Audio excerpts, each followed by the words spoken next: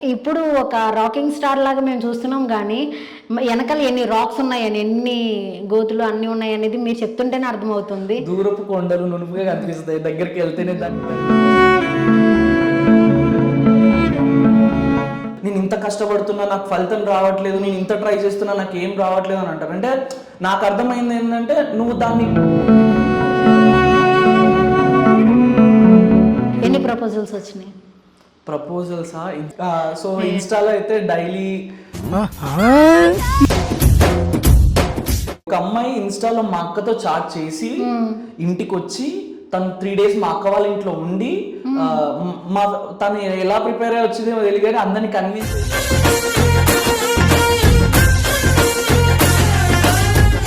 నేను already 1 year open రిలేషన్షిప్లో ఉన్నా.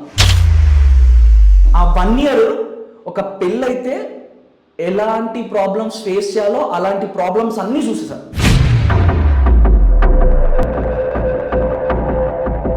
ప్రతి ఒక్క రిలేషన్షిప్లో ఒక 3rd person వల్లే ఒక రిలేషన్కి ప్రాబ్లమ్స్ కానీ బ్రేకప్స్ కానీ అవుతాయని నా ఉద్దేశం. ఒకసారి కాల్ చేసి వాళ్ళకి ఎవరికైనా వెంటనే మనీ కావాలని అడగండి, స్పీకర్ ఆన్ చేసి. అదే ఒక చిన్న హెల్ప్ రా, అమౌంట్ అవసరం ఉన్నాయి కొంచెం. అరే ఇజ్జత్ దియ్యకు ప్లీజ్, 50,000 కావాలి. హలో సరే ఇస్తారు. Thank you.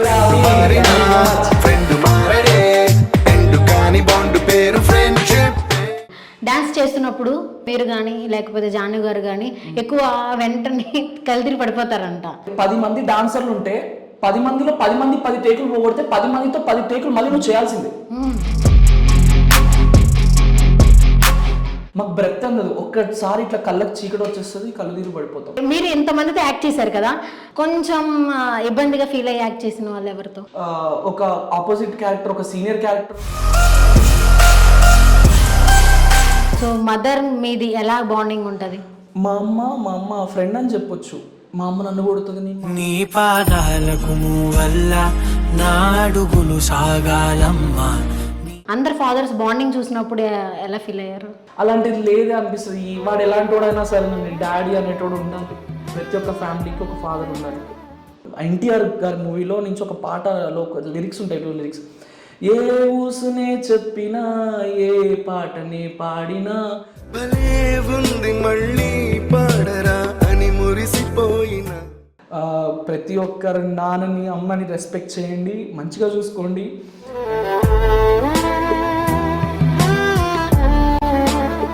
మీకు లవ్ బ్రేకప్ అయింది కదా, ఆ అమ్మాయి మళ్ళీ మీ లైఫ్లోకి వచ్చే ఛాన్సెస్ కానీ అలా ట్రై చేసిన, ఒక కాల్ చేసిన, అప్పుడు మీరేం చెప్తారు ఆన్సర్? కొంచెం గలీజ్గా బట్టలికి మాట్లాడుకోవాలంటే, నువ్వు ఒకవేళ మళ్ళీ నా లైఫ్లోకి రావాలనుకుంటే రాకు, దిస్ ఇస్ నా రిక్వెస్ట్. అండ్ ఇంకోటి, నువ్వు ఎవరితో ఉన్నా సరే ఇలాంటివి మళ్ళీ చేయకు.